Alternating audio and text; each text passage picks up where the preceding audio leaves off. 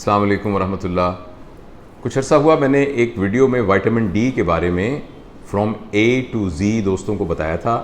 वो वीडियो लाखों लोगों ने देखी और लोगों ने कहा कि वो वीडियो देखने से उन्हें बहुत फ़ायदा हुआ, मगर कुछ बहुत ही जेन्युइन सवालात भी उठे।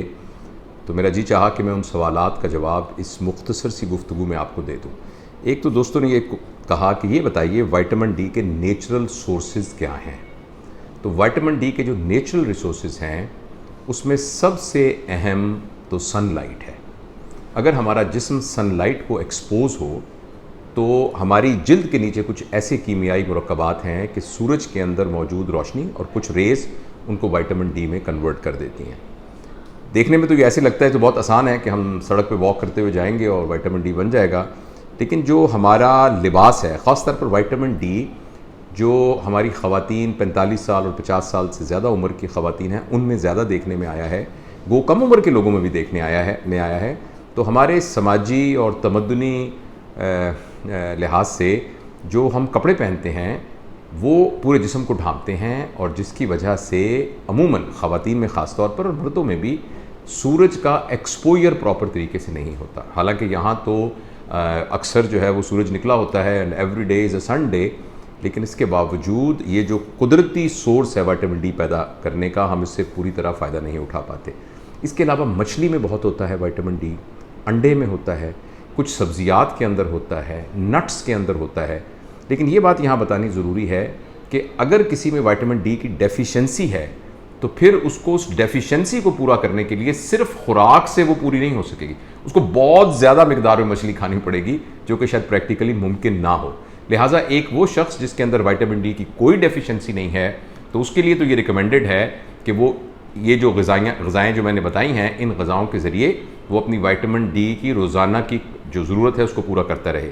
लेकिन चूँकि हमारे यहाँ विटामिन डी की डेफिशिएंसी है और अक्सरियत जो पॉपुलेशन की है ख़ास तौर पर ख़वातीन, उनमें विटामिन डी की कमी है, लिहाजा ये बहुत स्ट्रांगली रिकमेंडेड है कि उन्हें विटामिन डी के सप्लीमेंट्स लेने चाहिए।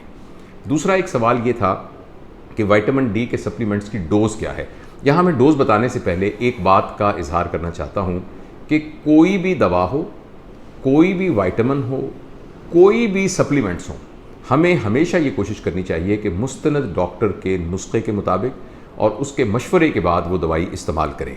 लेकिन चूँकि ये एक बहुत कॉमन किस्म का विटामिन है जो इस्तेमाल किया जा सकता है और मुझसे सवाल करने वाले बहुत से दोस्त डॉक्टर भी थे, तो इसलिए मैं इस बात को दोबारा दोहराते हुए कि कोई भी दवा लेने से पहले आप अपने डॉक्टर से मशवरा करें, ये बताता हूँ आपको कि विटामिन डी अवेलेबल है सॉफ्ट जेल कैप्सूल्स की फॉर्म के अंदर, सॉफ्ट जेल कैप्सूल, और कुछ इंजेक्शंस की फॉर्म के भी है जिसमें तोड़ के और उसको पिया जा सकता है। और बहुत सी कंपनियां ये पाकिस्तान में बनाती हैं।